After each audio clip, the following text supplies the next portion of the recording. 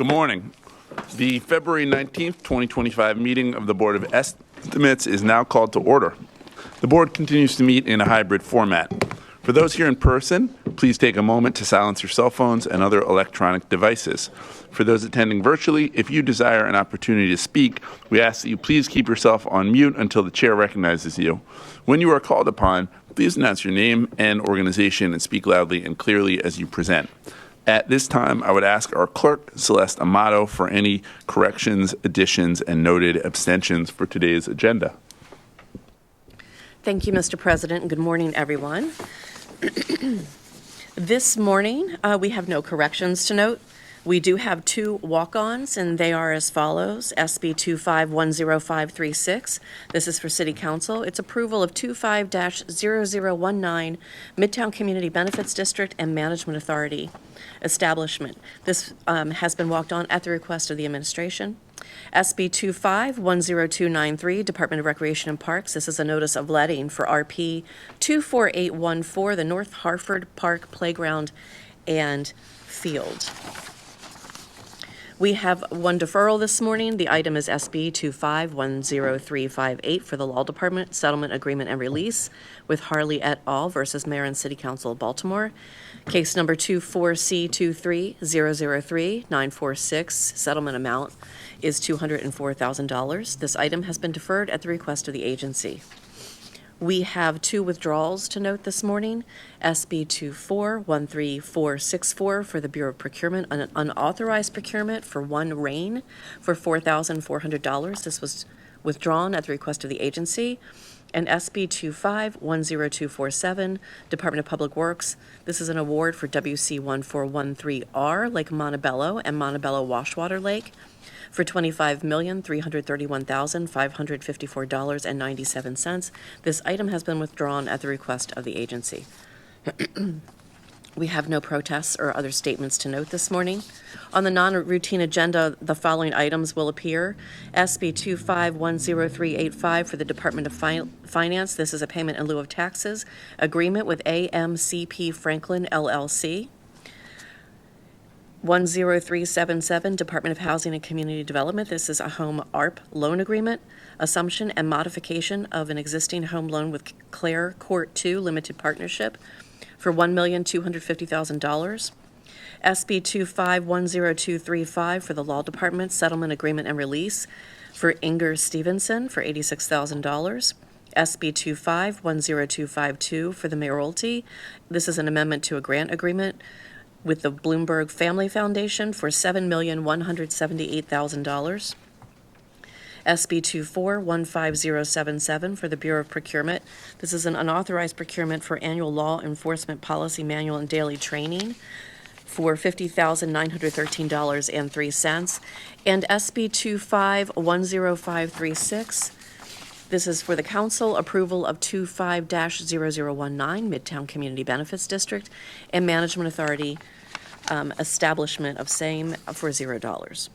We have the following abstentions to note this morning. The Honorable Mayor Brandon M. Scott is abstaining on the following items. SB 2414722, Health Department Provider Agreement, Johns Hopkins University. SB 2413885, Health Department Provider Agreement, the Johns Hopkins University. And SB 2414561, Health Department Provider Agreement for the Johns Hopkins University. This morning, the City Administrator, Faith Leach, is sitting in as the Mayor's designee, and I don't believe there are any abstentions to note. Thank you very much. The Honorable President, Zeke Cohen, has no abstentions to note. The Honorable Comptroller, Bill Henry, is abstaining on all travel requests and all travel reimbursements. City Solicitor Ebony Thompson has no abstentions to note, and the Director of Public Works, Khalil Zaid, has no abstentions to note this morning. We also have no votes to note on the routine agenda. Mr. President, that concludes our opening statement for this morning. Thank you. Thank you, Madam Clerk. At this time, I ask for a motion to approve and adopt the opening statement as read by the clerk. So moved. Second. It's been moved and properly seconded. All those in favor, please say aye. Aye. All opposed, say nay. The opening statement has been adopted. I now direct the board members' attention to the memorandum from my office dated February 19th, 2025, identifying matters to be considered as routine agenda items, together with any corrections, additions, abstentions, and no votes that have been noted by the clerk. I'll entertain a motion to approve all the items contained on the routine agenda. So moved. Second. It's been moved and properly seconded. All those in favor of approving the items on the routine agenda, please say aye. Aye. All opposed, please say nay. The ayes have it. The routine agenda items have been adopted. Seeing no further questions, we will now move to the non-routine agenda. The first item on the non-routine agenda is SB 25-10385, Department of Finance. This request is to approve a payment in lieu of taxes agreement between AMCP Franklin LLC and the Mayor and City Council of Baltimore. On behalf of Housing, Madam Commissioner, the floor is yours. Good morning, President Cohen and members of the Board of Estimates. Good to be here this morning. I do believe that we have a presentation for this morning. For the record, would you just state your name and Oh, title? right, yes. Alice Kennedy, Housing Commissioner, Baltimore City, Department of Housing and Community Development. It's right here. Yeah, we just gotta grab it.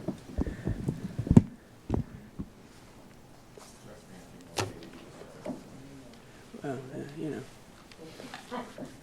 I think we got it. Look at us, making things happen this morning. Here to talk about the St. James Place Apartments for the payment in lieu of taxes. This is a property address located at 418 North Howard Street, as well as 305 Franklin and 319 West Franklin. This is the first actually affordable new construction multifamily in the Bromo Art Seltzer District in decades. We can go to the next slide.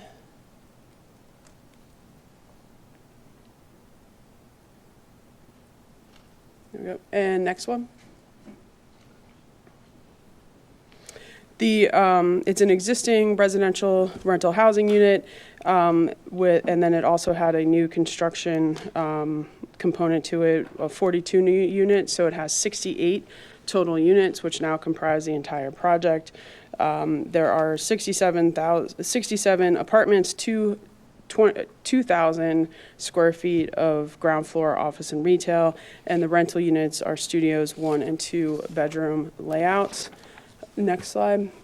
16 of the 68 units will be made available to residents at 50% or below of the area median income. 37 will be made available with income of 80%, with the remaining 15 units that are market rate. The property is fully renovated, ready to lease.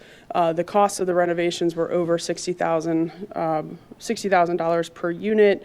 Excluding the site costs and the contractor fees. They have modern amenities within the units themselves, as well as the fitness center, business center, pet play area, bike storage, et cetera, that make up the entire unit that all market rate as well as low-income residents are able to enjoy as part of their rent.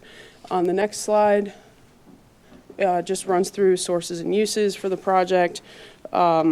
In terms of the tax-exempt bonds that are being utilized on the sources side, and then on the uses side in terms of hard construction costs, et cetera, for the project. I will also say that this is the only city subsidy into this project is the pilot. And if it weren't for the pilot, they would not be able to offer the affordable units in the pilot. On the next slide, this slide is the pilot calculation that shows the annual income for each of the units, the number of units, the unit description, as well as what AMI percentage. So the estimated pilot payment is just over $34,000 for the year. On the next slide, it'll go over too that finance has reviewed all the financials, agrees that the pilot is reasonable for this project. As we said, the estimated payment is just over $34,000 annually, and it is necessary because it makes room for that additional debt service that's needed on the expenses of the $2.2 million worth of costs. And as I mentioned before, this is the only subsidy into the pilot into the project is the pilot. And that brings us to the end of our presentation for this pilot this morning. Thank you, Madam Commissioner. Questions from the board? I'm sorry if I missed Comptroller this Henry? at the beginning. Thank you, Mr. President. This is a 20-year? 40-year. 40-year. Thank you.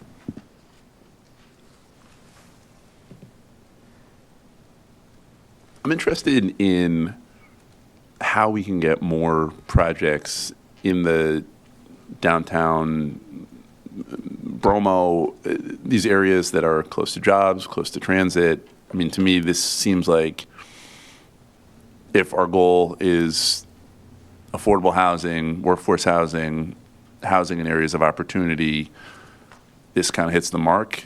I'm interested in how we can get more of these types of projects into the pipeline. I think one of the biggest things, and this is something that the mayor's tax credit working group has been looking at for the last, I think we've been meeting now 10 months, and have had very significant conversations along those lines in terms of what is needed to be able to spur projects like this, and specifically projects in the downtown area. We have our payment in lieu of taxes. There also is another, outside of the normal affordable housing payment in lieu of taxes, there's another pilot program that's specific to some downtown. We have the market rate conversion, but that also is hard because without incentives, whether or not it be tax incentives or direct subsidy or a pilot, a payment in lieu of taxes, you just can't make the numbers work on affordable housing. So it really is coming down to the types of subsidy that we have available, whether or not it's through the Affordable Housing Trust Fund or other home projects, and then what the appropriate and kind of that sweet spot for incentives are to incentivize the creation of mixed income properties like this that kind of offer that affordable, deeply affordable workforce and market rate. So out of curiosity, is there a thought about, given where it is located, artist housing, having artists be part of the move here? I don't know specifically from the project developer if they are who they're advertising for or marketing to for that aspect, but I would imagine that there would be some opportunity there, especially if anybody met that 50% and below AMI. Yeah. I mean, I know it's hard for artists out there, and having opportunities in areas that have a density of Like arts women. activity, is helpful. So it can be a good place for folks to go. Any other questions from the board? Okay. Seeing no further questions, I would entertain a motion to approve this item. So moved. Second. All those in favor of approving this item, please say aye. Aye. Those opposed say nay. The item is approved. Thank you, Madam Commissioner. The next item is SB 25-10377, Department of Housing and Community Development. This request is to approve a home ARP loan and modify an existing home loan. On behalf of DHCD, we have Commissioner Kennedy. Again, the floor is yours. Good morning again. Alice Kennedy, Housing Commissioner, Department of Housing and Community Development. We have another presentation for this one that I think is going to be coming up here shortly. There we go. All right, we can move to the next slide. So this project is the Clare Court 2 project. The property address is 3725 Ellerslie. It's right at kind of tucked into the woods behind Ellerslie and Argonne Drive, behind St. Elizabeth's School is the location of the project. Homes for America, of which we have Dana Johnson here with us, who's the developer representative, formed the Clare Court 2 Limited Partnership and acquired the original Clare Court 1 property as well as additional property to then and will be creating an additional new 53 units in addition to the 30 existing units that are in the Clare Court 1 project. The total development costs for Clare Court 2 is estimated at over $29 million. The home ARP loan is $1.25 million, and that will be made to Clare Court 2, which is the limited partnership, which will finance a part of the hard construction costs. I will say that we also have on the routine agenda the Affordable Housing Trust Fund grant that was put into this project as well. Those are the two city sources on this one. And this home ARP was part of the Housing Accelerator Program that was a partnership between DHCD and the Mayor's Office of Homeless Services that put out about $30 million of funding specifically to support permanent supportive housing. It was money that was ARPA dollars on the MOHS side and then home ARP dollars on the DHCD side that we combined.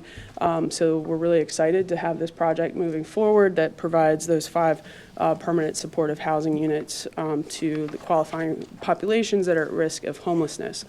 On the next slide. Additionally, this project is actually going to assume a original home loan that was on Clare Court 1 in the amount of $850,000. Clare Court 2, it's 83 total units. 13 of those units will be at 30% AMI or below, 9 units at 40% AMI or below, 8 units at 50%, and then 53 units at 60% AMI or below.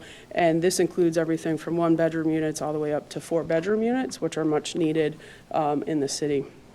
The project also will utilize Baltimore City's 3 referral services to help fill those permanent supportive housing units. So it's through the Coordinated Access Program, the project-based waiting list over at the Housing Authority, HABC, as well as the waiting list at Homes for America, which is also managed by the property.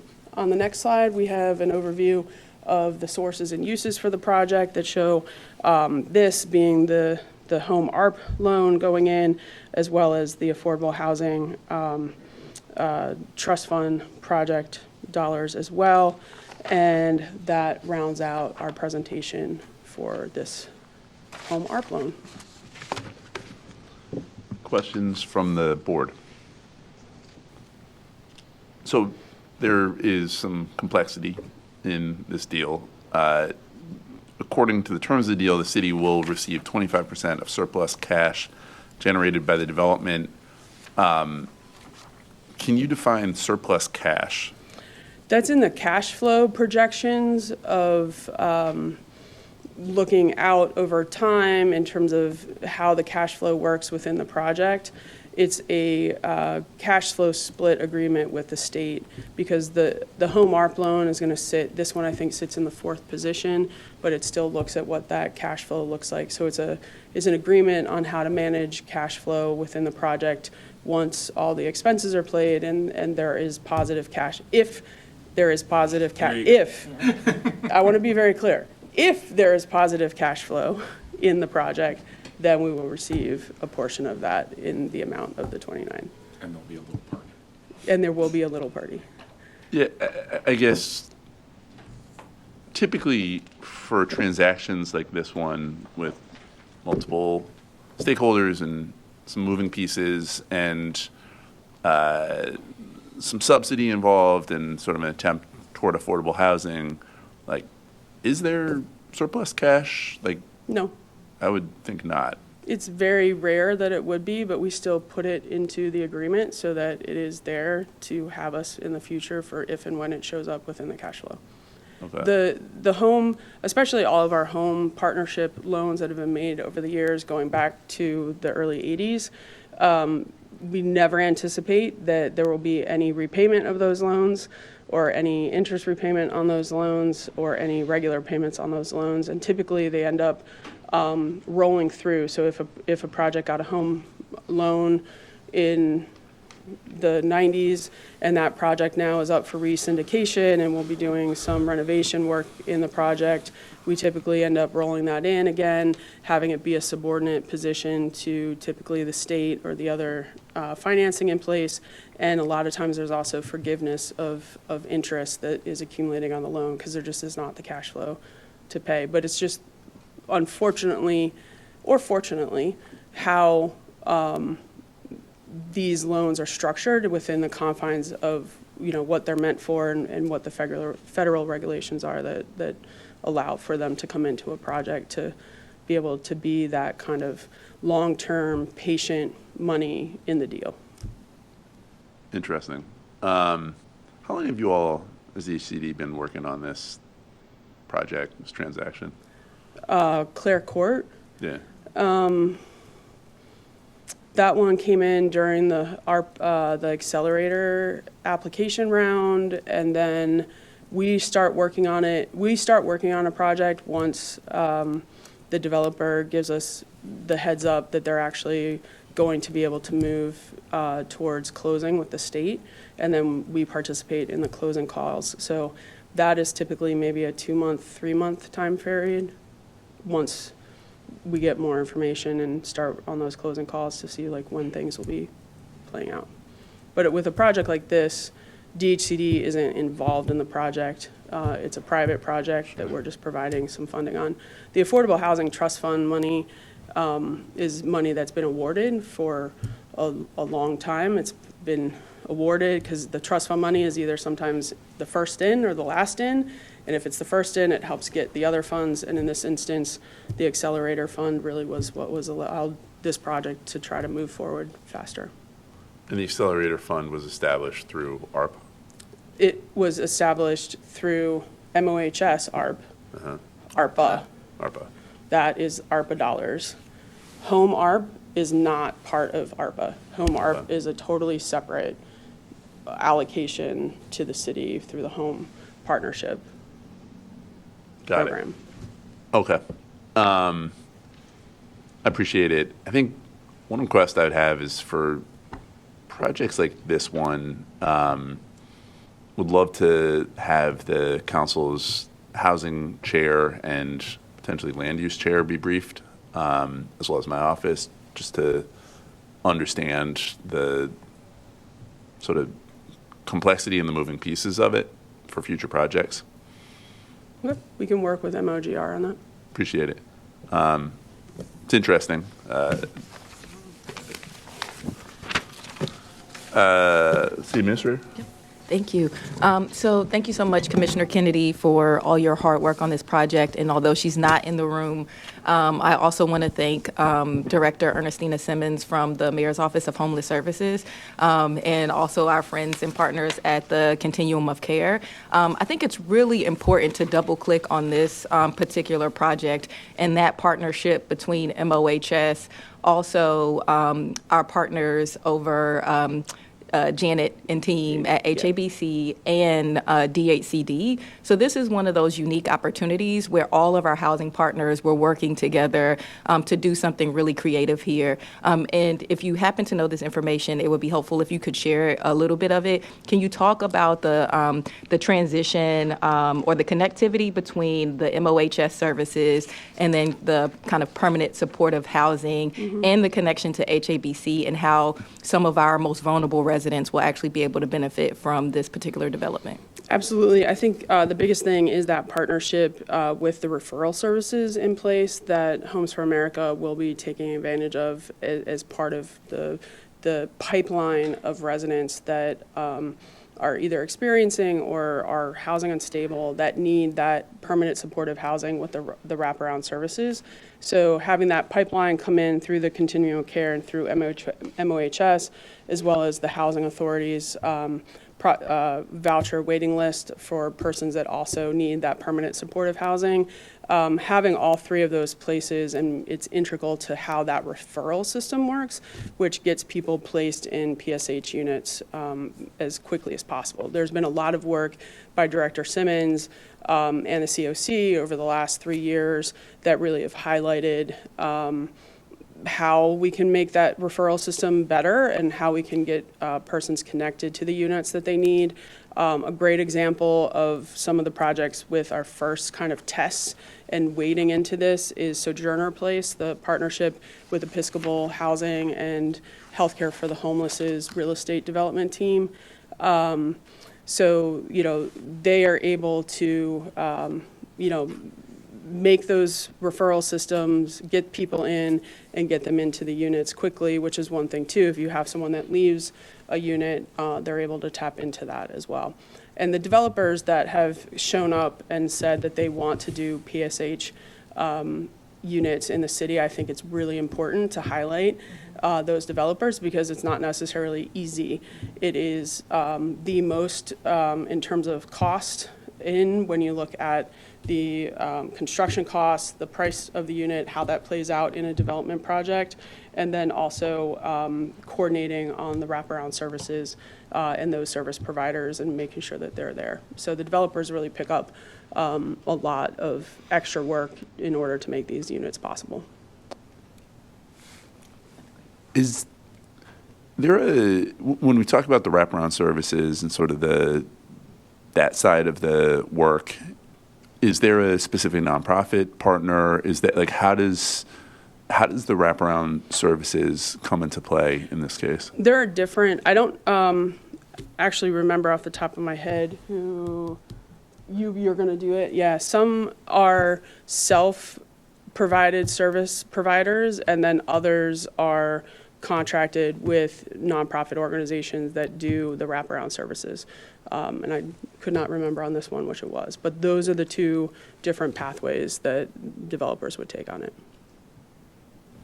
Got it. So when the deal is structured, like, is there a entity, one of our partners, either hospital-based or nonprofit, or like a healthcare for the homeless type entity that is like at the table in the structuring of the? Because I imagine with something like this, the wraparound piece is critical, and having consistency and stability of like who's supporting that side of it. It depends on the developer and the project who they bring in to either advise or be part of their team on providing those.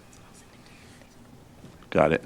All right. Look, appreciate it. And, this is one of those areas where I think Baltimore is ahead of the game in terms of structuring pretty complicated multi-party, multi-agency partnerships to support the most vulnerable residents in our city, knowing that the crisis of homelessness and mental illness impacts every place in America, and that we are coming with some solutions, albeit, I'd say complicated ones, I think is something to laud for our city and DHCD. So appreciate all the different parties that worked on this.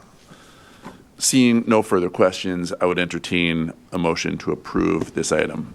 So moved. Second. All those in favor of approving the item say aye. Aye. Those opposed say nay. This item is approved. Thank you very much. Thank you, Madam Commissioner. The next item is SB 2510235, Department of Law. This request is to approve a settlement agreement and release with Inger Stevenson. On behalf of the Law Department, we have Deputy Solicitor Stephen Salisbury. Mr. Deputy, the floor is yours. Thank you very much, Mr. Council President, Mr. Comptroller, Madam CA, members of the board. Stephen Salisbury on behalf of the Law Department. The Law Department is here today recommending a settlement in the case of Inger Stevenson v. Mayor and City Council of Baltimore. This results from, this involves a car accident involving a DPW driver. Just some factual background. The accident took place on January 10th, 2022. Plaintiff was traveling westbound on Northern Parkway at the intersection of Falls Road. If you're familiar with this area, this is coming down a very steep hill on Northern Parkway into Falls Road. There's some dispute as to the facts, but essentially the plaintiff was stopped at the intersection when she was rear-ended by a trash truck. Based on the DPW driver's statement, it sounded like he may have expected her to travel through the intersection when she hit the brakes and stopped at a red light. Her version, the plaintiff's version of the story, is obviously that she just stopped at the red light and was rear-ended. Either way, there's really not going to be a question of getting out of liability here. Our feeling is that liability is going to attach to the city. The plaintiff had a number of medical damages. I think approximately $81,000 in medical damages that were claimed. In addition, there were several $100,000 claimed in lost wages. This was a retired Baltimore City Schools police officer, although she had moved on to another job at the time. Based on the liability, the Law Department is recommending a settlement in the amount of $86,000. Just some of the questions I know from talking to other members of the board. the driver. We're not aware of any discipline, and frankly, don't know that it would necessarily be appropriate in this context. You're talking about coming down this very steep hill. It was January. I know that we'd gotten questions about road conditions. It was. We don't believe there was any precipitation or anything like that. But again, you're talking about at that intersection with a heavy load packer. He didn't. It seemed like he just wasn't able to stop in time based on his expectation that the plaintiff was going to continue through the intersection. So with that, I'm happy to answer any questions that the board may have. Mr. Comptroller? Thank you, Mr. President. Good morning. I appreciate the challenges that sanitation deals with. I have to admit to a measure of concern over the fact that the driver was surprised that the driver in front of him stopped at a red light. And so I'm glad that we're taking care of Inger Stevenson. I do wonder, though, if this we've talked about this for a number of other issues. What regulations, if any, are in place to ensure that when city employees are involved with an accident involving a city-owned vehicle, that information is conveyed to all necessary parties and maintained, and that we are doing something along the lines of a global or comprehensive effort to make sure that that city drivers are behaving as responsibly as possible with city vehicles. And I see My Mr. colleague Zarbar. standing behind me, so I think he may be better able prepared to speak on DPW. So, Mr. Garbark, come forth. Thank you. Good morning, Matt Garbark, Deputy Director, Department of Public Works. So the Bureau of Risk Management manages all of the permitting for driving for the city. It used to fall under the Department of Public Works. We had a Office of Safety and Training that did it. That has changed to citywide for risk management. They are alerted every time there is an incident.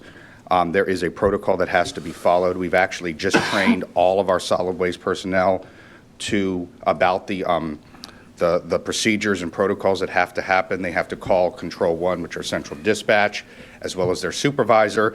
And if there's any injuries or anything that's related that would require emergency services, they have to call 911. We have a safety inspector come out to the scene. They inspect the incident and the vehicle. Additionally, obviously any emergency services review and clear the scene as necessary. Depending on everyone in an incident has to go for a drug test, mandatory, no matter if it's a small, major, anything. So until that happens, the driver cannot operate the vehicle until they're cleared for that.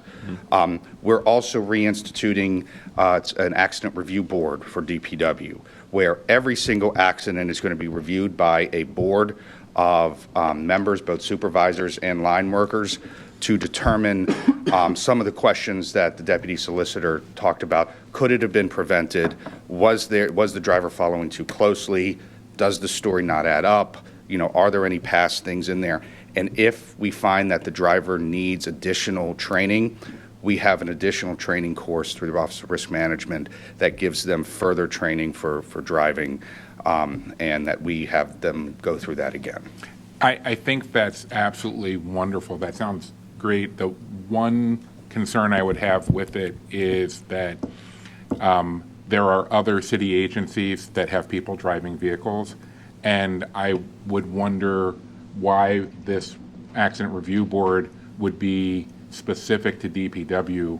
Why wouldn't the city just have an accident review board that would do this for DOT drivers or police department drivers or fire department drivers or anybody who drives a city vehicle in the case of an accident?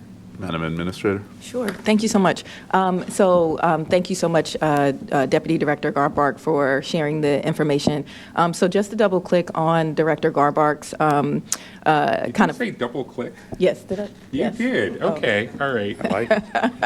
I didn't realize It's a that had moved faithism. into like real world conversation. I use it all the all right, time. okay. But just to highlight Deputy Director Garbark's point, as he was outlining the steps that need to be taken after an accident, that's not just for DPW. There are certain components of what he talked about. Control 1 is for DPW, but for all drivers across the city, no matter who, including the folks sitting at this table at the dais here, if we were to get in an accident, everyone is to report to Mercy. So that is standard across the board for anyone that has a yellow card and that drives a city vehicle.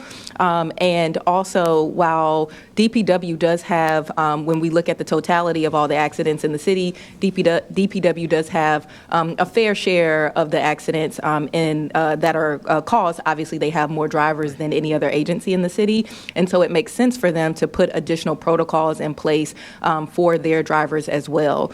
But the Office of Risk Management, which is located within Finance, Sean Kay is the director. We actually have a workplace injury and accident committee.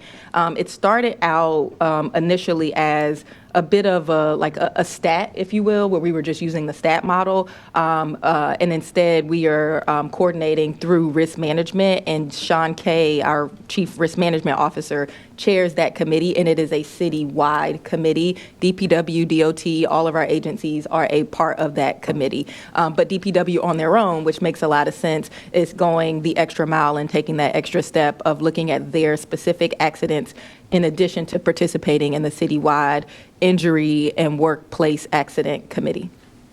So let me make sure I. Mr. Okay, Comptroller? thank you, Mr. President. I'm sorry, I'm trying really hard to walk the line between parliamentary procedure and effective policy conversation.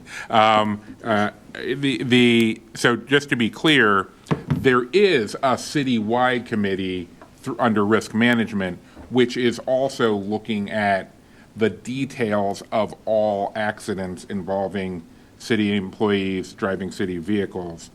The accident review board that you're describing for DPW is additional to that. Okay.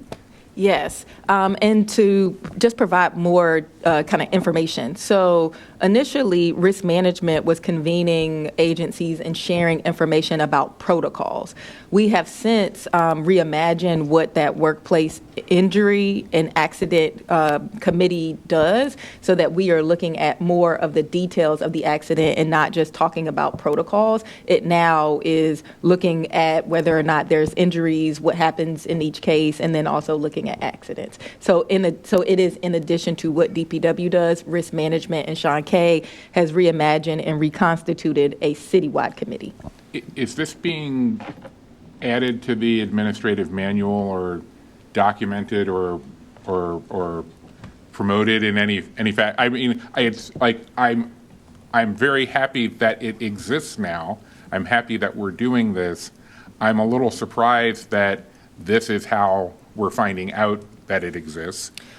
I actually, if I am not mistaken, and Michael, you might know more if we can get this information from Sean Kay, but I actually do think that we are in the process of updating.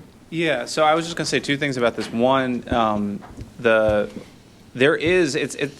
what we just described here is actually not inconsistent with what's already in the administrative manual. That said, I know that the Director Stanley, I believe, has. They are working on a draft. I think it may have been shared with your office because I know this came up in a recent settlement discussion about making some changes. Okay. Those were specifically about BPD, but I think overall sort of revamping the administrative manual description of risk's role in reviewing accidents. But already risk does have the ability to revoke driving privileges. Not concerned that this is inconsistent with the existing AM. It's more along the lines of the existing AM is kind of sparse, and that was I'm glad to see that we're going to be doing more. For example, one of the things that has been a concern, I guess I should say a nagging concern, is that based on just what's in the AM, it would appear that risk management only suspends or removes city driver's licenses, the yellow card, in situations involving substance abuse. Whereas one of the reasons that I'm glad to see the creation of a body that would review all accidents is you may find that there are just bad drivers who are bad drivers stone cold sober. Perhaps, for example, someone who is surprised that the car in front of them stopped at a red light. That might not be a great driver trait. But the concern we had was that there didn't seem to be anything in the AM that ensured that anybody was looking at all of this from a big picture level and being in a position to say, this person has been involved in 3 accidents in the last year and a half. They've never been drunk, they've never been high, but they apparently just aren't a great driver. So maybe we should take their yellow card away and encourage them to move into something that doesn't involve driving. And that's what we were looking towards. So if that's where we're moving, that's great.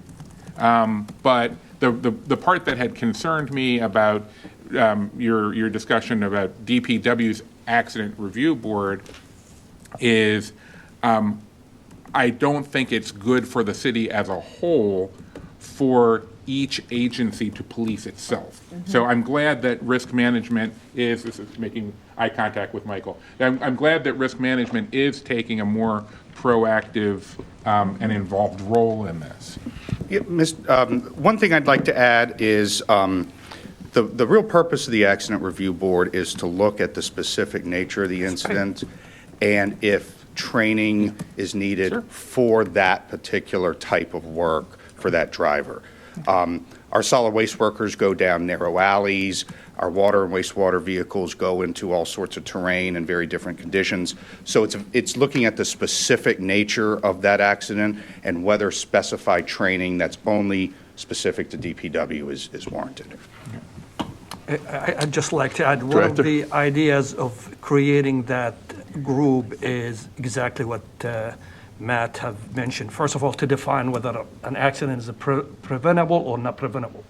Second is to have a modification to the process itself internally, as Matt has mentioned, is the fact looking at having peers of their own as part of that review. So when you have frontline workers as part of that review committee, say, yes, this is an issue that happens for, let's say, load packers going into those tight alleys. What can we do? And at the end, it has 2 parts of it. First, to define if there is some reprimand needed to be done. And second, what we can do as an agency in order to improve that specific function. Thank you. Comptroller, all set? I'm good. Thank you. Great. All right. Any other questions? Seeing none, I would entertain a motion to approve this item. So moved. Second. All those in favor of approving this item, please say aye. Aye. Those opposed, say nay. This item is approved. The next item, before I do that, just want to recognize my colleague, Councilman Blanchard from the 11th District. Thank you, Councilman, for being here. The next item is SB 2410252, Merality. This request is to approve an amendment to the grant award from the Bloomberg Family Foundation and will increase the award to $7,178,000. On behalf of the Mayor's Office, the floor is yours. Good morning. Council President, City Controllers, Madam CA, members of the board. My name is Terrence Smith, serving as Director of Innovation for this city, for Baltimore City Mayor's Office of Innovation. And today, we're here seeking an amendment to the grant originally distributed to the city, awarded to the city in November 23. But I want to take a step back a little further. Baltimore City has had an innovation team since 2017. It has been the recipient of an innovation grant in the city, but it is also has been able to sustain its grant since 2021. This grant is an enhancement on the original team. Because Baltimore is a favorite city of Bloomberg Philanthropies, And it has done well with this original grant agreement. There was a thought that we might bring innovation back and reinvigorate it in the city. And so to focus it on two of the most pressing issues in the city. So next slide. Two of the most pressing issues in the city would be housing vacancy prevention and public safety recruitment and retention. And so we taken the team, which was originally 3 members, expanded it by 8. And so those 8 members on the team are grant funded. The 3 members of the team are city funded. And so that's where the enhancement to the innovation team comes from. For us, I think it's important to just to mention a little bit about what we're doing. We're in the city, but we're reinvigorating innovation approaches, creating impact, tangible impact, successful outcomes for Baltimore's toughest problems, and just raising the profile of the Baltimore work on innovation. In addition to the funding, though, and in addition to team members, the city receives training and instruction on successful innovation tools, city support technical assistance, connection to peer cities and experts, additional individualized support as needed, network connections, and the playbook that is used for the global network. So I'm going to talk here about the work that we're currently doing in public safety and public safety as it relates to recruitment and retention. So as you can imagine, starting an innovation team, when you look at it on paper, you come in and you might think that this is just a consultancy, this is just a research project. In reality, this is a group of experts who have come to the city, who are working certainly as an innovation consultancy, but working directly with the people who are impacted by the issue. So we're changing what would be viewed as the expert and dealing directly with the residents, dealing directly with the stakeholders who are actually impacted by the problem, who have the most experience with the problem, to match their expertise with the experts who have the degrees and the background and the professional expertise. And so since our start, while we are heavily involved in research, since we started, we've launched a research project in public safety. We've expanded the cadet program to increase pathways for young people who want to enter the police force. Originally, the cadet program was 4 to 5 members a year. We're currently at 14 members, with on track for 40 members by the end of the year. So we are seeing those young people join the program. We also have developed a driver's license program for cadets, which allows us to, one of the issues that we realized on the front end was that young people had the barrier of needing a driver's license to enter the cadet program. And so originally there was a thought that young people just didn't want to be police officers in Baltimore, which is a narrative that we have allowed to live for a while. In reality, it costs $350 to receive your driver's license, 60 hours of supervised driving. And so what we did was we found a partner who would be willing to come in. So it's not just a partner, but Michael Jones Driving Academy, who's also a mentor, to come in, partner with the BPD, as well as partner with the city. So we created a program. That driver license program is going very, very well. Has increased the amount of cadets that we have coming into the city. We've established a community of practice, which allows us to bring residents who may not appear at the normal meetings and we go to them. So we're in their neighborhoods, having those conversations with them, allowing them to weigh in and push back on things that maybe they may find difficult to do so in other settings. And then the other side is implemented a public safety strategy, public safety admin stat, which we've seen results already that we've surpassed. We've doubled the 3-year average for hiring police officers in the last 4 months. So that is where we are on the public safety side. On the housing vacant side, we've in that time we fully staffed the team. We've initiated the research plan. We've implemented the community of practice again. We find it very important to ensure that we are bringing the people who are closest to the problem to lend their expertise to the solutions. We designed and developed the final bill legal notice resource guide that goes out with the final bill legal notices through the finance department. Again, a part of our research, listening to residents, hearing that the final bill legal notices come out, there's a little bit of confusion, there's fear. So we partner with the agency and 6 other external stakeholders to ensure that we're providing the resources needed to answer the questions for residents.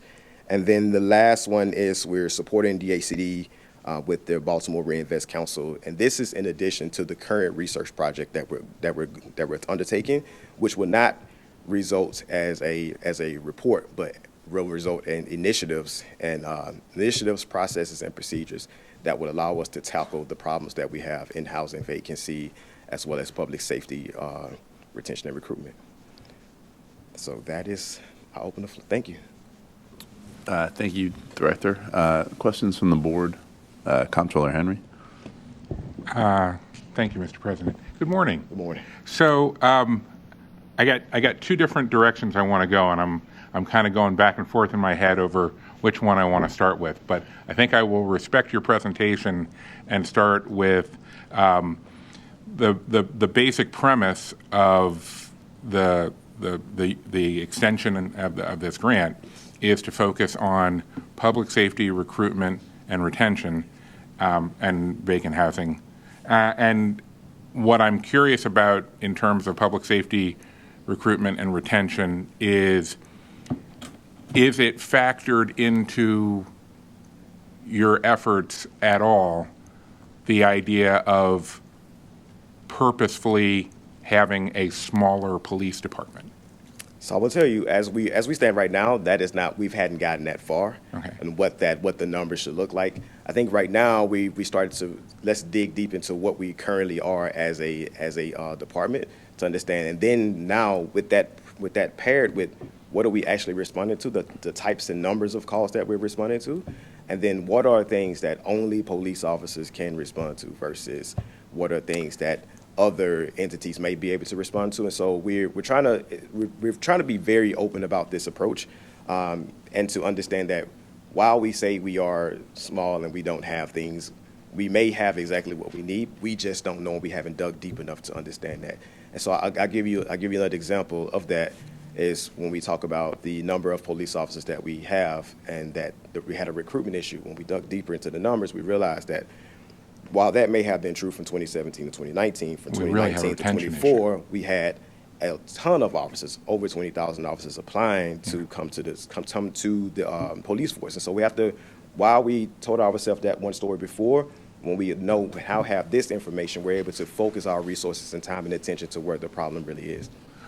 Okay, so I guess my question is, how do we know where the problem really is? If we don't know, if we haven't had a big picture, comprehensive, involving the council and the community conversation about how big the department should be, how do we know what we are trying to get to in terms of a recruitment and retention? So I think that's where we're headed now. That is the research.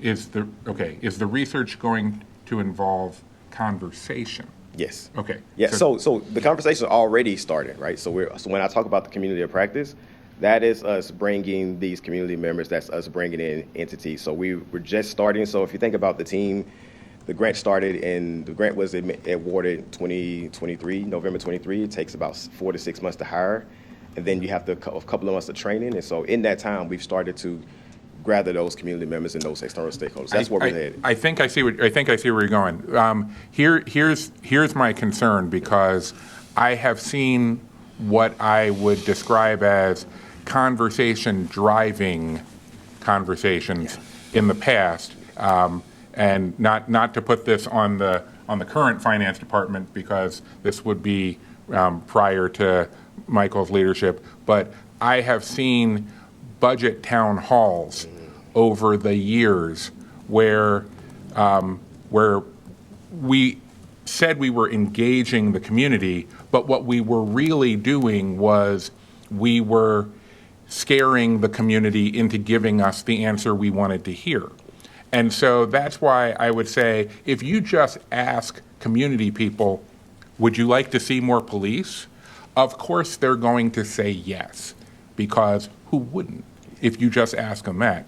But are we having nuanced conversations with people where we say things like, well, we could have more police, in which case we would not have more rec centers, we would not have more libraries, we would have shorter hours for after-school. If we put it in a more holistic sense, I think you might get more of a true, honest response from people about what their priorities are. But that was only the first thing I wanted to ask about. Can The I second, offer before? oh, sure. Yes. City Administrator Leach. Yes.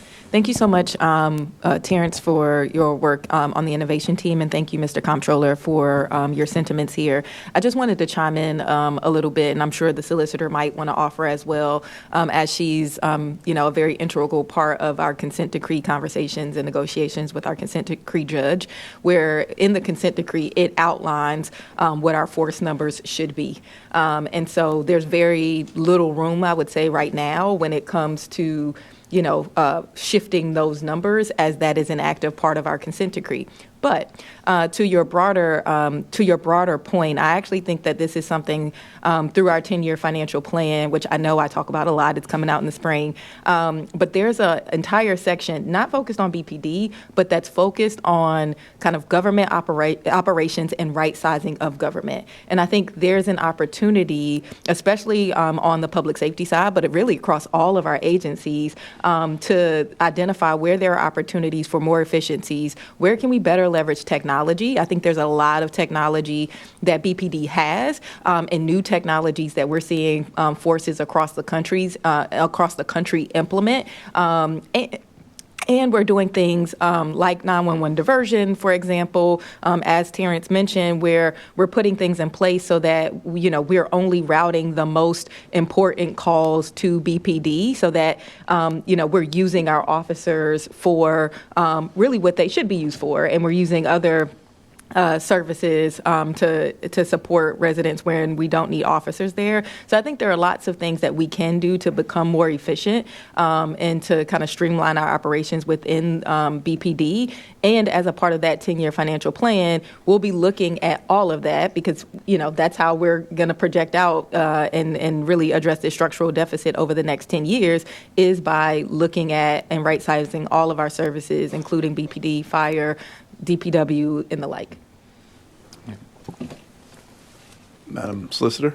I'll let the comptroller finish. I can go after. If you're going to stay on this topic, you should, because I'm switching topics. I'm gonna be all over the place. So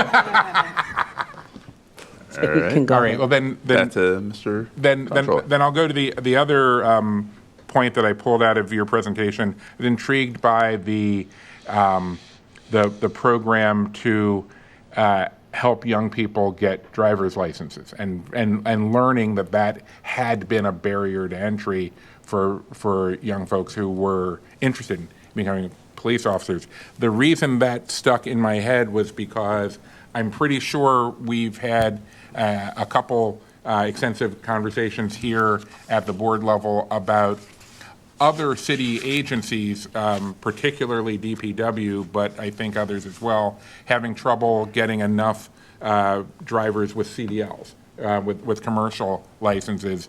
And I think DPW now has its own program to try to get people to pursue CDLs. And what I'm wondering is there potentially some commingling available here where what you're doing specifically for the police could be expanded into maybe something that works with Rec and Parks or the school, something that gets access to a broader pool of young people, where we as a city try to make a conscious effort to make it easier for city kids to get their driver's licenses, knowing that doing so opens up these avenues, both for the police specifically, but for other city agencies as well, when we're looking for a workforce that is capable of performing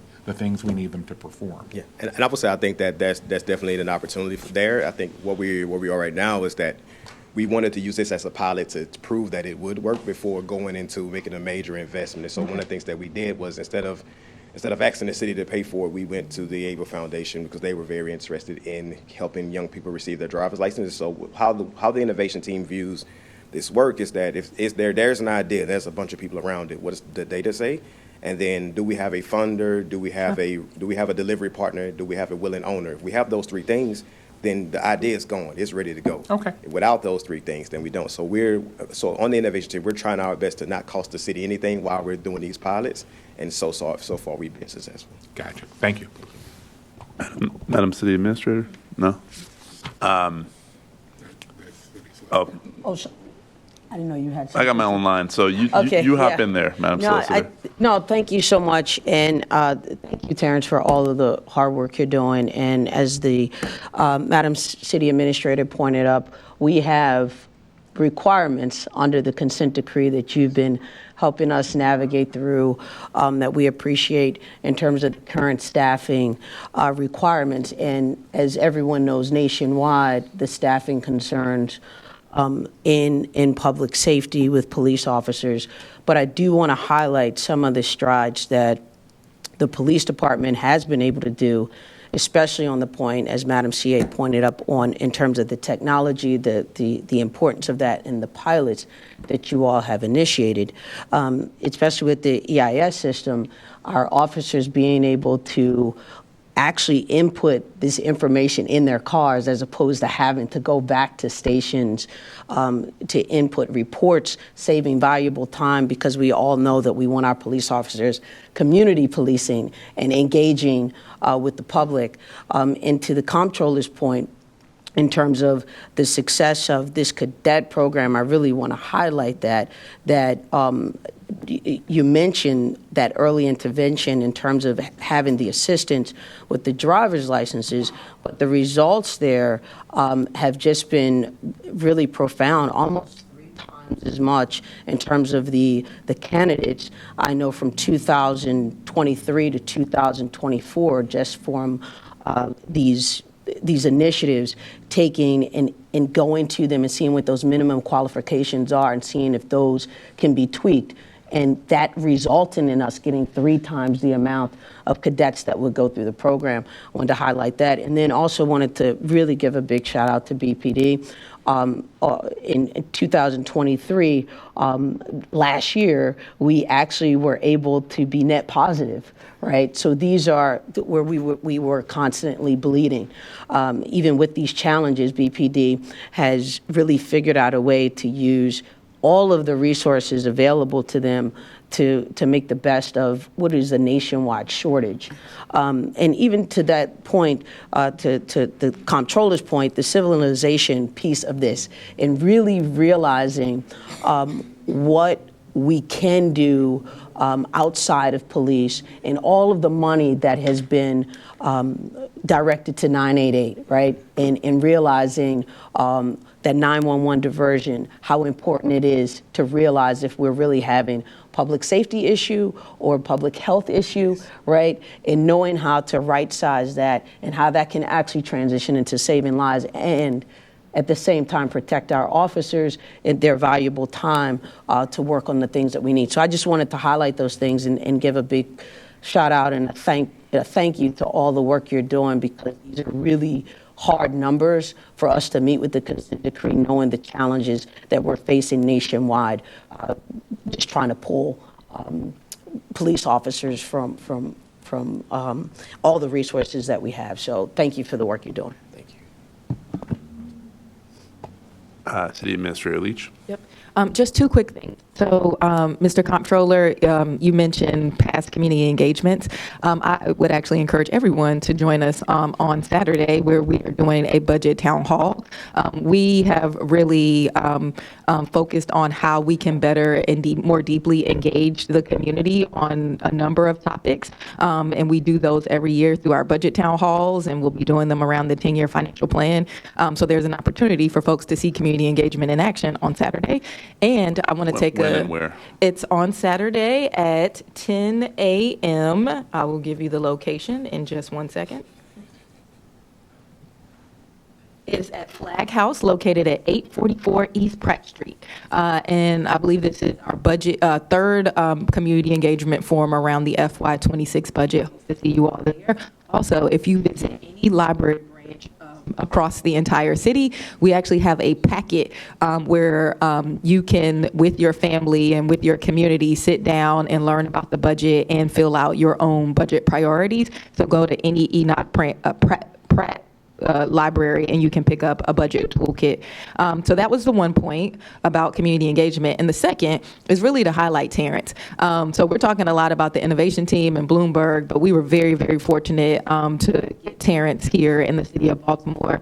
And Terrence is a lead researcher, national leader on public innovation and transparency and community engagement. This is Terrence's research and study area. And so I just really wanted to lift up Terrence and his leadership and all the work that he does for the city of Baltimore. Thank you, Madam. Thank you, Madam City Administrator. Thank you, Terrence. For the record, I really like this kind of partnership. I think when we have opportunities to partner with philanthropy and support innovation in our city and bring talent to bear, I think it's great that we are taking advantage of those opportunities, and similarly appreciate your work.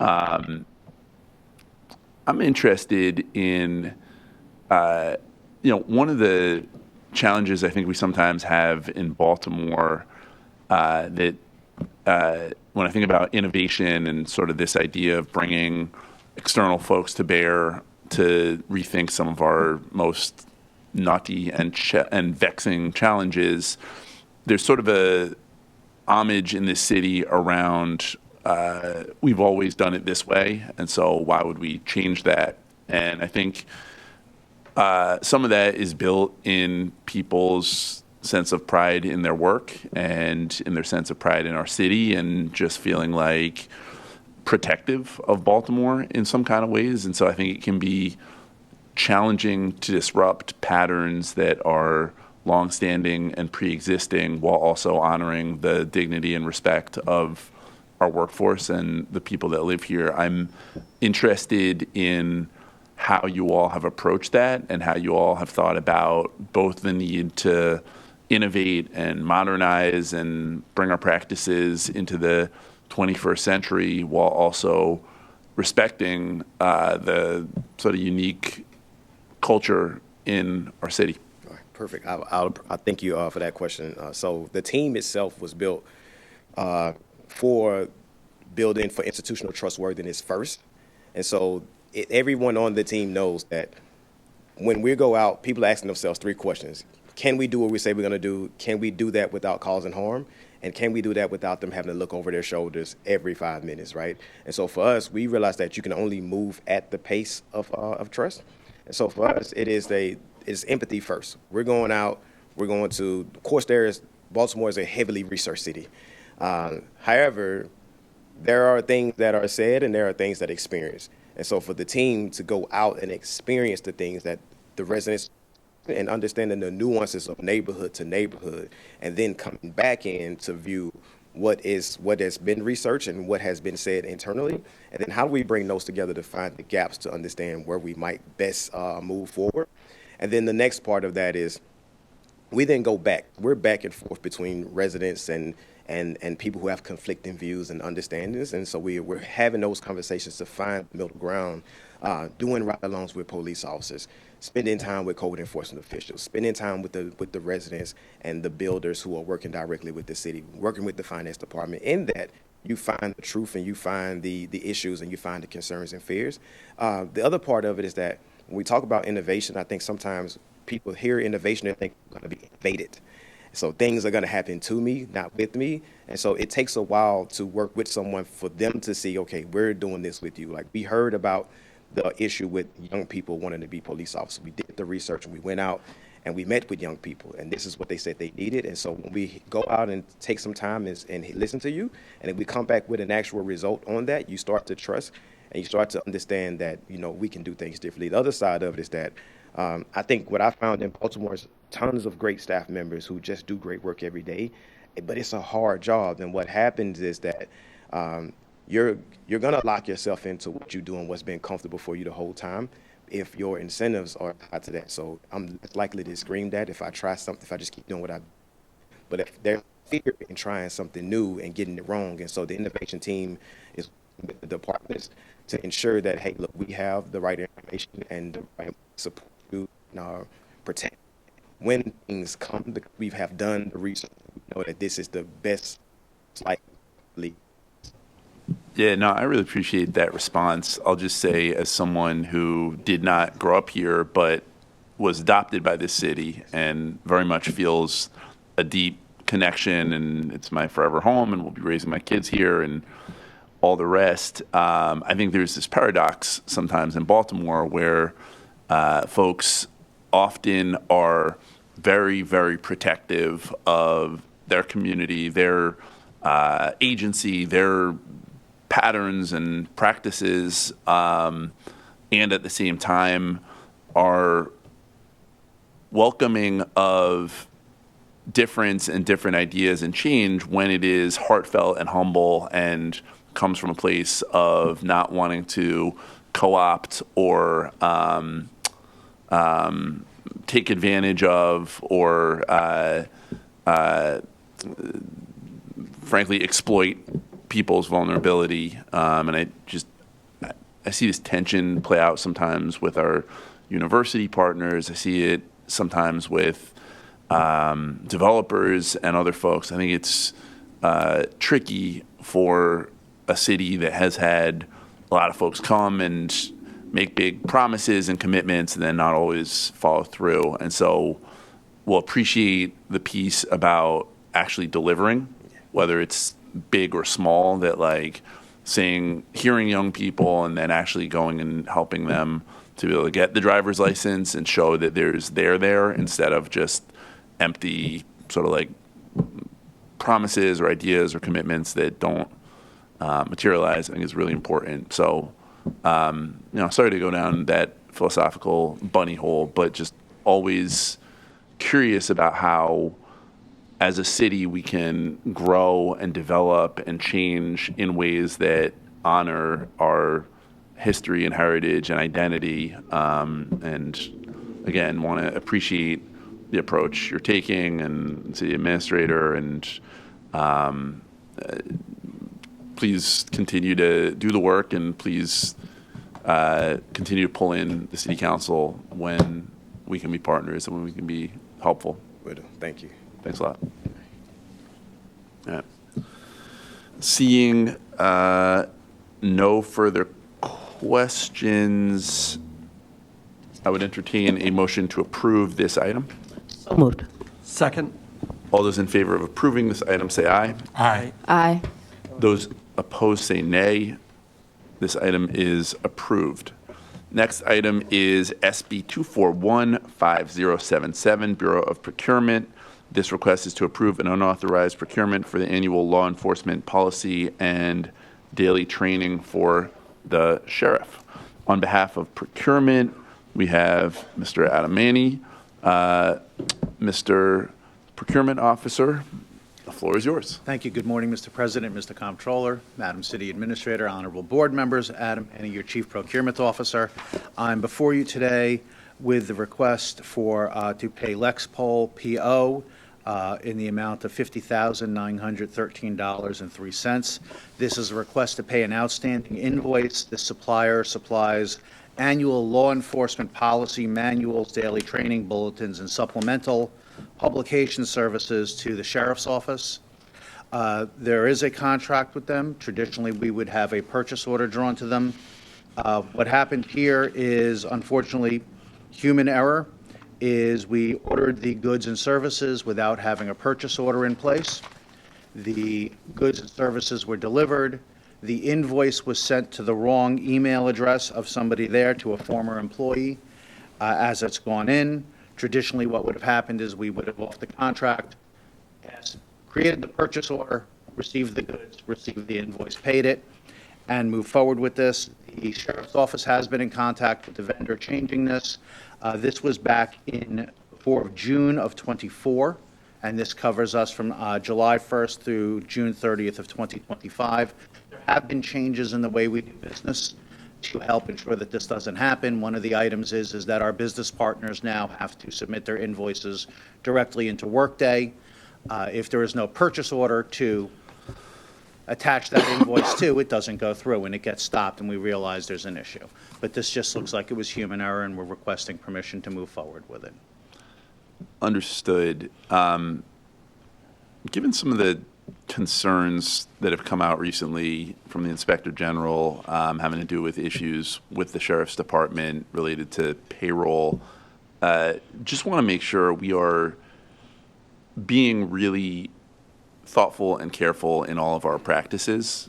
When you say human error, just so I'm clear about it, human error on the sheriff's side, on finance, where I don't want to say on the sheriff's side, but I will.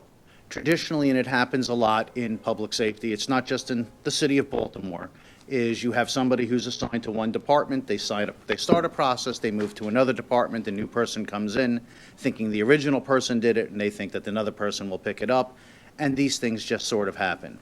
In the procurement, we are, through the mayor's transformation plan, really starting to tamp down on these items to try and make sure that we're not doing it. As part of it is we've hired a contract administrator who started last Thursday, and he's diligently at work now working on some fire items. We have a second one bringing on board, more procurement officers. We are looking through the transformation project to rewrite the procurement regulations. We have members of most departments involved. I know there's a member of your staff, 2 members. We have a member of your staff. Our meeting tomorrow will be there so that we can actually start getting these items more there. It does look, as you said, sir, that we have these items come up, but if you think of the thousands of purchase orders and contracts that the city does, the number is relatively small. If you look at just today's agenda, on the consent agenda, there was over 250 items, and we have this one item, so that's even less than 1% of what's going on. I mean, the goal is 0, yeah. but that in a city of this size and complexity, these items will happen. But we are working on it diligently to continue. No, understood. I've heard a few times in the past couple of weeks about folks transitioning out of an agency or lateral within a, folks moving out of their position and some institutional memory or practices sort of getting lost in the shuffle, and then something like this happens, which, as you said, we're a large American city with a lot going on, but clearly it is this board's fiduciary responsibility to be watchdogs of the taxpayer dollar and want to be really proficient in doing that. I guess I am continue to be interested in how we are guarding from that happening and it causing, I don't want to say chaos, but stuff to get lost in the shuffle so that we then have to come back on a contract or Sure. address it at the BOE. So before, obviously, I will allow the, go ahead. You want to jump in, Madam Yes, City? please. Madam City Administrator? Yes, so I just want to acknowledge the sheriff's office. I don't believe to speak for, oh, there we go. There we go, great. That's what it is. I didn't want the administration to be speaking on behalf of the sheriff's office, so please, by all means. Absolutely. Yes, my name is Octavia Smith from the Sheriff's Office. I'm the CFO. We received it, the person who received this invoice originally was no longer with the Sheriff's Office. We received it, like, this invoice is dated in July. I received it much later. I had no idea it even existed.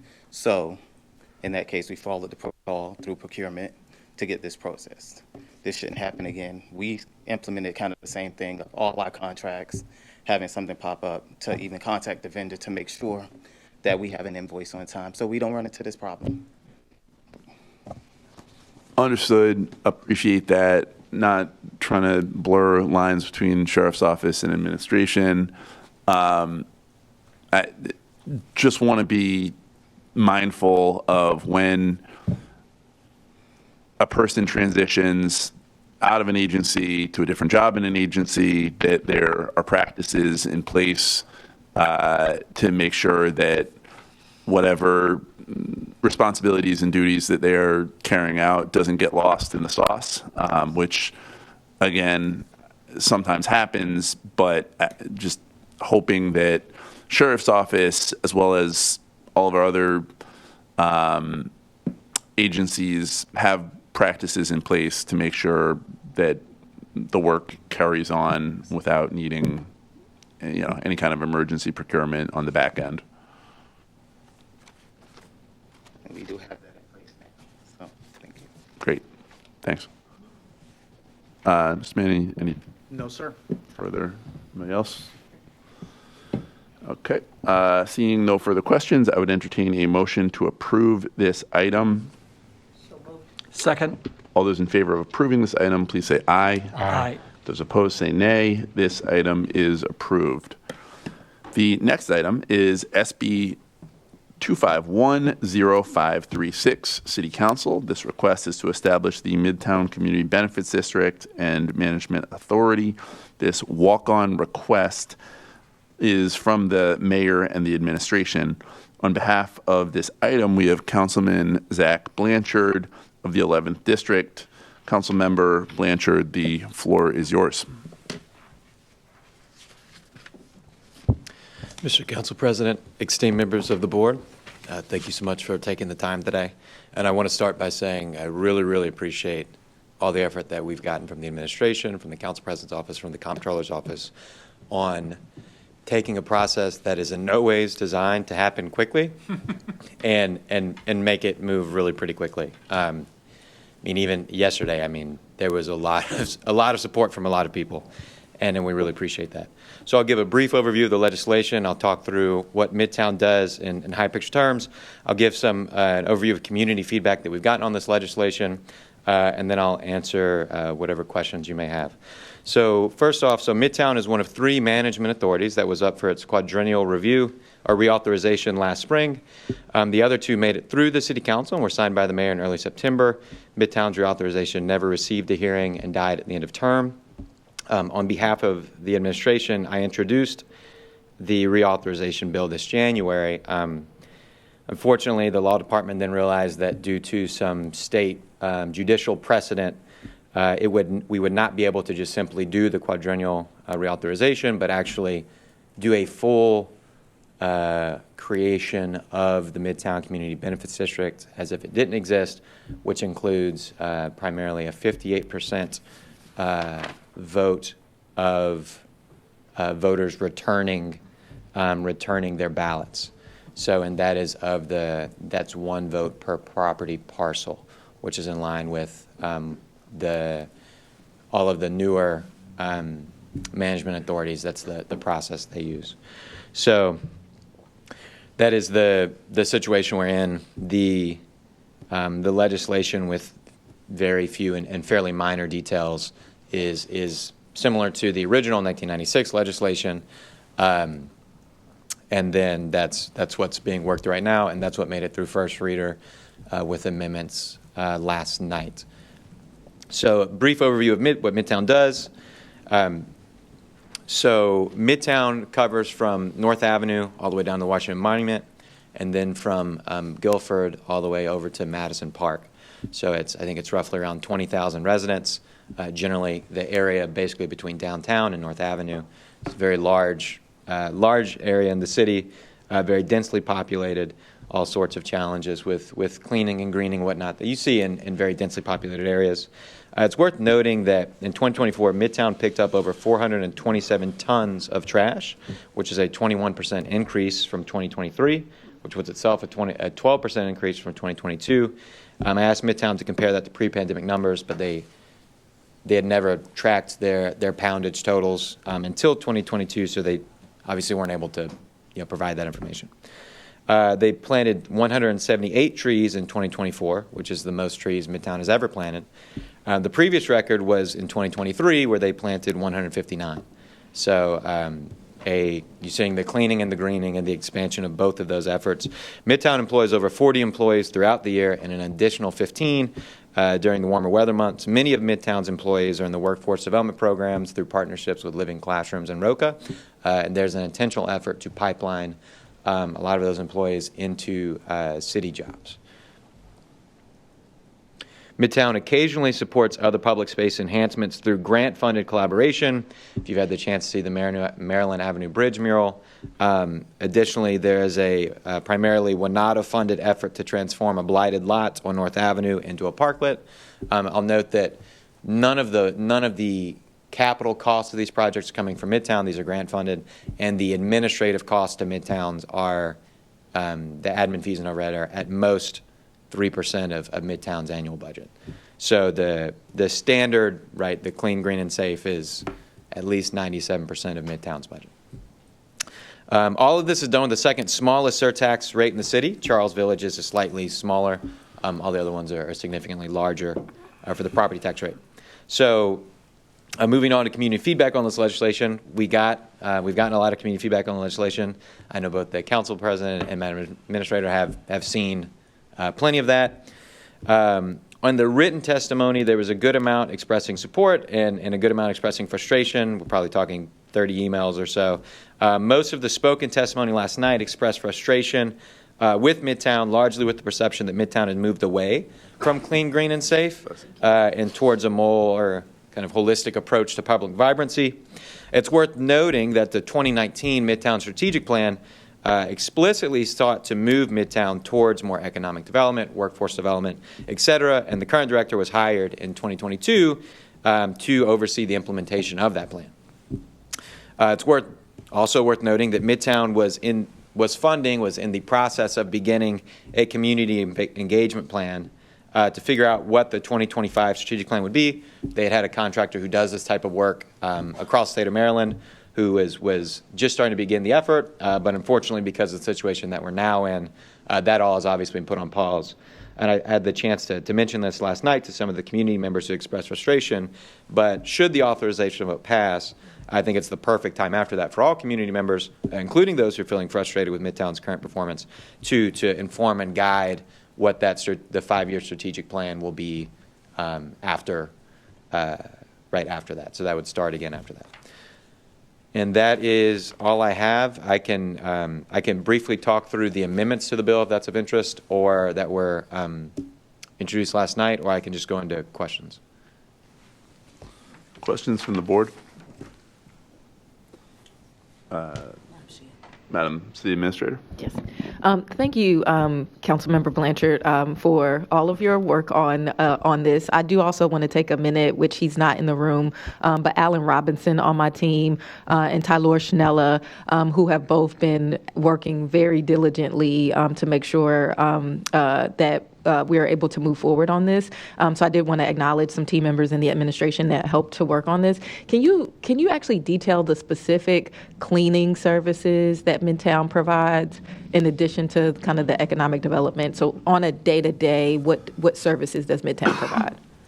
Yep, and just to reemphasize your point, this is taking up a ton of both Alan and Tylor's time. And so going back to my first point of really appreciating all the support here, probably more them than anyone else, although we've gotten a lot of support from everyone.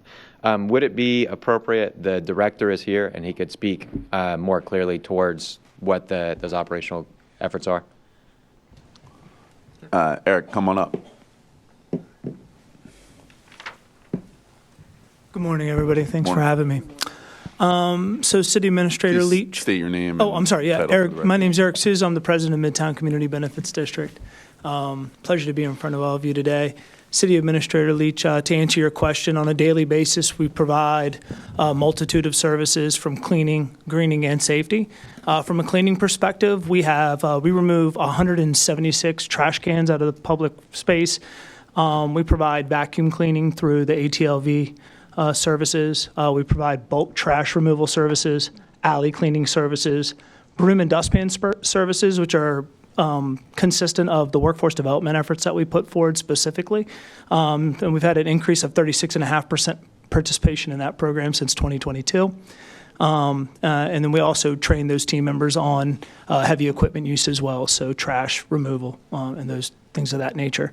We also, from a greening perspective, provide trimming, tree planting, in regards to watering. So we get grants through the Chesapeake Bay Trust and other groups like that. So we provide watering trucks throughout the planting season and the maintenance season for that. And that wraps up the cleaning and the greening, the heavier lifts that we have. Yeah. Yes. Madam Administrator. Yep. 2 more questions. Do you all do graffiti removal?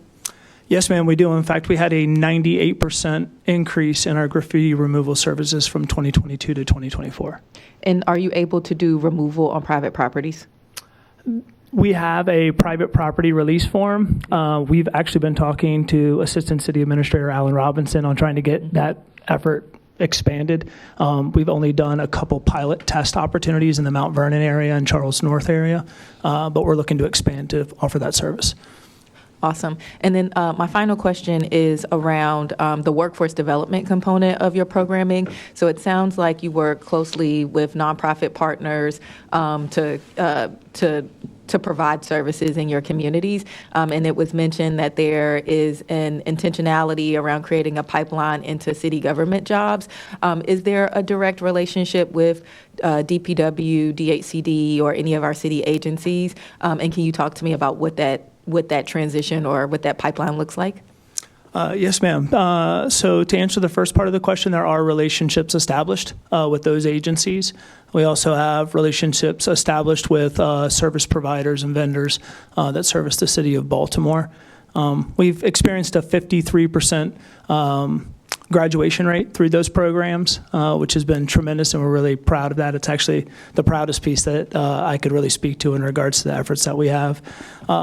We are currently creating or expanding on our program to develop an opportunity to track where team members that come through our program are landing and then their success in the full-time employment opportunities that they've received. Currently, right now, our Vice President of Operations, Curtis Ritz, has established the relationships with the city agencies, and we meet with them monthly in an effort to discuss opportunities to provide those pipelines.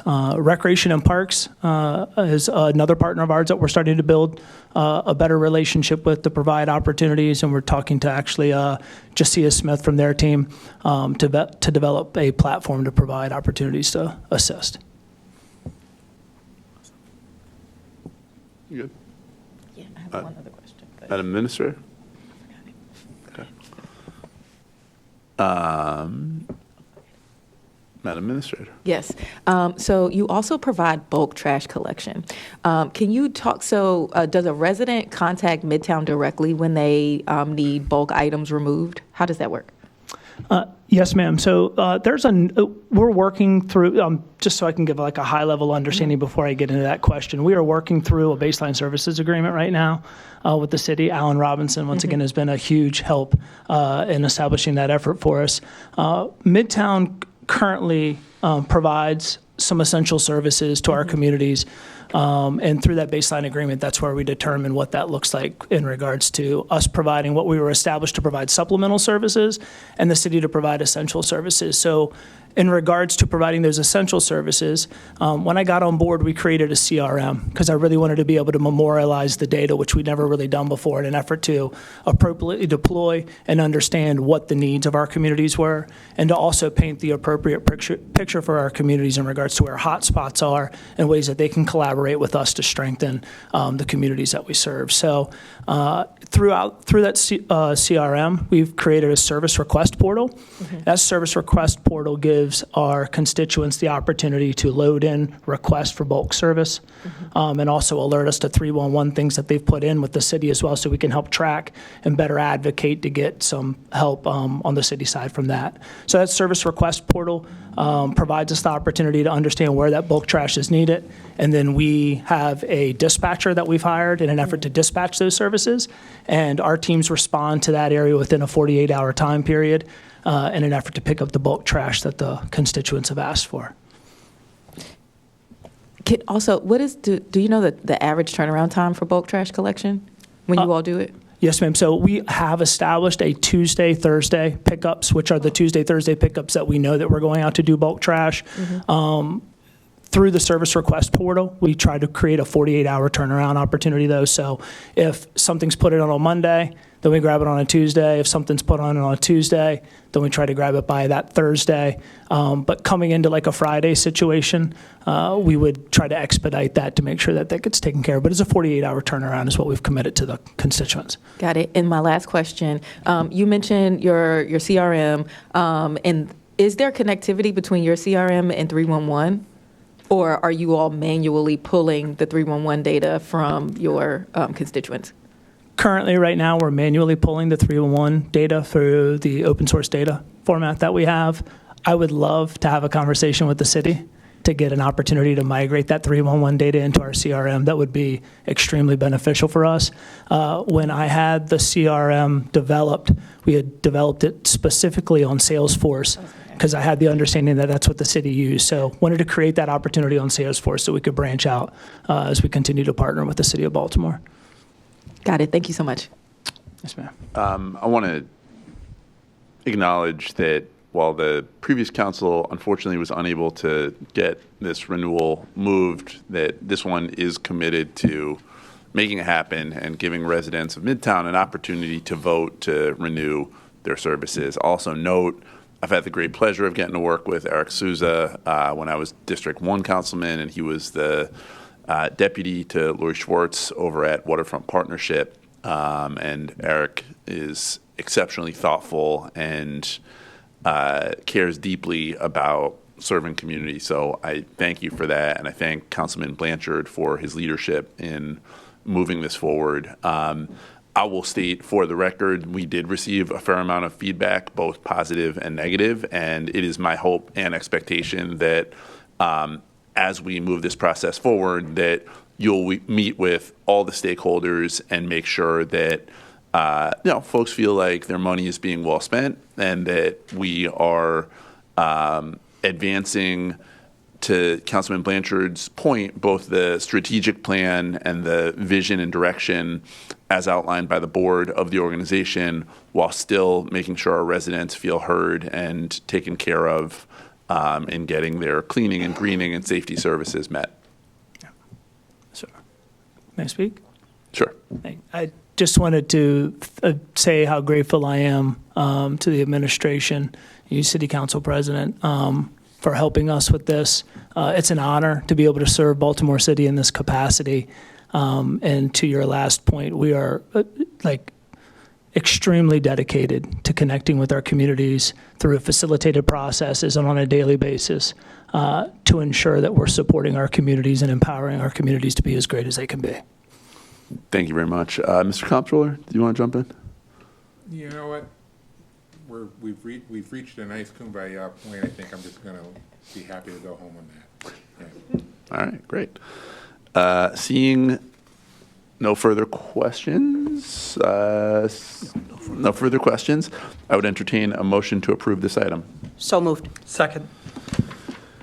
All those in favor of approving this item, say aye. Aye. Those opposed say nay. This item is approved. Thank you. The next item is SB 2510293, Baltimore City Recreation and Parks. This request is to entertain bids for the construction of a new playground, baseball field, football field, concrete walking path, stormwater management treatment facility, and landscape improvements for North Hartford Park. On behalf of this item, we have Recreation and Park Director Reggie Moore. Director Moore, the floor is yours. Good morning, Council President, Comptroller, Madam CA, board members.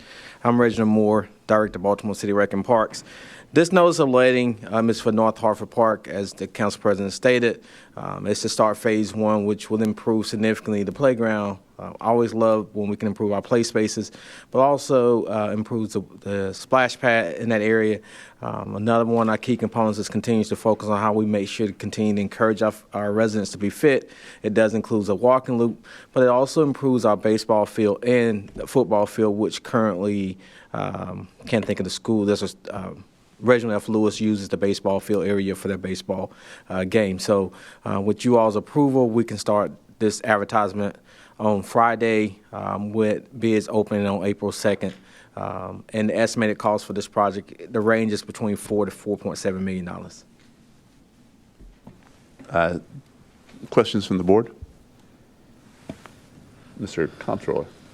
Yes, but just to be clear, we're not approving the spending of that money. We're just approving you advertising this as a project. That's correct. Yeah, Okay. so that we can bid the project, so we can identify contractors based on the bid process. Then we'll come back to the board like we always do for approval once we go through all of the compliances to make sure that we have bidders that meet all the city requirements. I think we have some technical questions for you that we would like to talk to you about after the meeting. But yeah, we're good with the advertising. Yes.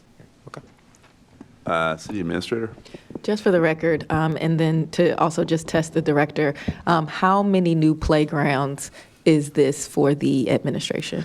Well, we currently have a total of 26, but this will be the 27th playground. All right, sir. Thank you.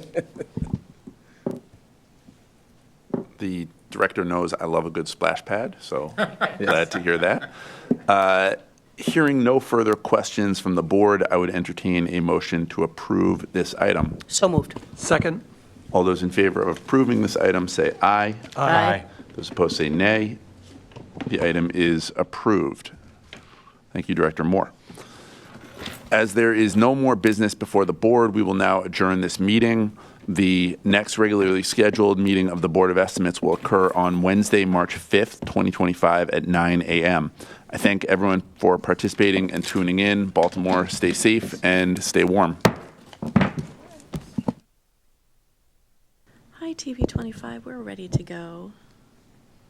Good afternoon, everyone. I think my hair is sticking up right here. We are ready to go. Sorry, we are starting a few minutes late today. First up, well, we have no addenda. That never happens. We have no addenda. Okay, so we have no date changes to announce, and we're just going to jump into what appears to be 3 bid openings.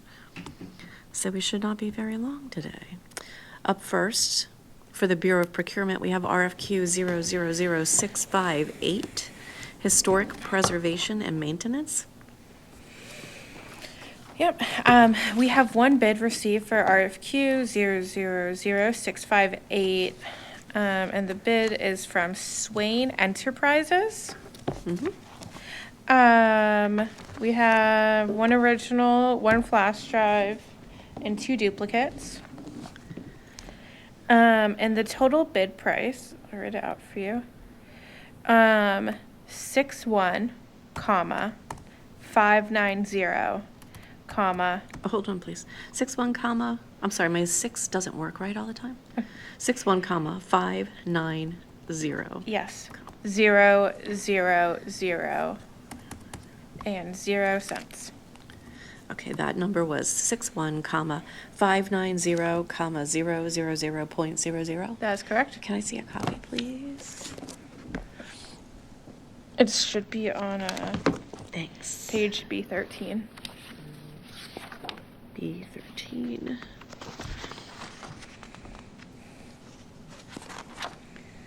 Okay, that total was $61,590,000.00. And that bidder was Swain Enterprises LLC. Thanks, Case. 3130 Frederick Road, and that contract was RFQ 658, Historic Preservation and Maintenance. Up next, we have also for procurement, RFQ 667, Elevator Inspections. Yep, our first bidder is Advanced Elevator Inspections LLC. We have one original, 3 duplicates, and 1 flash drive. And the contract term amount or total is $121,875. That number was 121,875.00. That is correct. Okay, that was Advanced Elevator Inspections. Yep. Correct. For $121,875. I'm sorry, what page did you say? B7. Oh, sorry. Sorry, it's I like a bingo had a number. delayed reaction to that. And confirming the contract total was $121,875.00. Thanks, Keith. Thank you.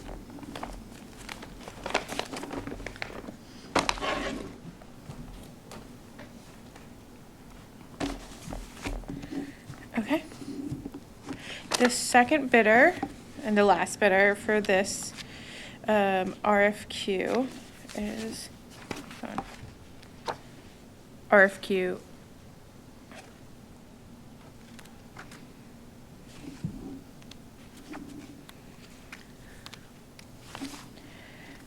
sorry, there was something particular about this one. Okay. Sorry, I'm noting we have, this is for Ascend Elevator Inspection Service LLC. I'm noting that I have one original, one flash drive, and 3 duplicates. I am noting, although this is labeled on the envelope RFQ 000667, that the first few dozen documents refer to RFQ 000598.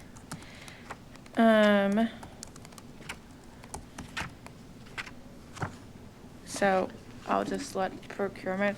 I'm only gonna read details that have the correct Okay. RFQ on them. So you can give me the total Yeah. for this then, and the agency can review in greater detail. Super. The contract term amount or annual amount is 134,505. That number was 134,505.00. Yep. Thanks. It has a sticky where. Thank you, thank you. Okay, that total was $134,505.00 for Ascend Elevator Inspection Service. And that was our final? Yes. That was our final of 2 bidders for RFQ 667 elevator inspections. And I made the note also that you pointed out. Thank you. Up next for procurement, and I'll go slow because I know you're organizing that, is RFQ 671. This is for audit financial statement services. This is a Part A bid, which naturally means there's a Part B somewhere. So we're going to be careful to make sure those Bs are where they belong. But this is a Part A only, which means we are just going to share the bidder who has presented qualifications. They have not presented any pricing that we're opening today at this point. So. Okay. We have one bidder today, SB and Company, LLC. We have one original and one duplicate of their technical qualifications. I do not have a flash drive. And then I have. And we do have a sealed Part B. We have a sealed Part B. Just one? This is one of everything, or? It's in one container. Okay. I don't know what's in there.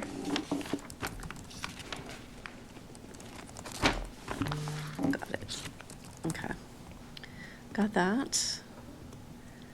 So that set of qualifications came from SB and Company LLC for contract RFQ 671, audit financial statement services. And again, this was a Part A, so qualifications only with price to be opened at a later time. Super. And that was it. That's it. That concludes our bid opening for today, February 19th, 2025. And I believe our next bid opening is on March 5th, 2025. Am I right about that? That's correct. Oh, I was looking for reassurance. I am struggling to remember the calendars today. Okay, that's it for us today. We will see you all on March 5th, 2025. And thank you very much, TV 25.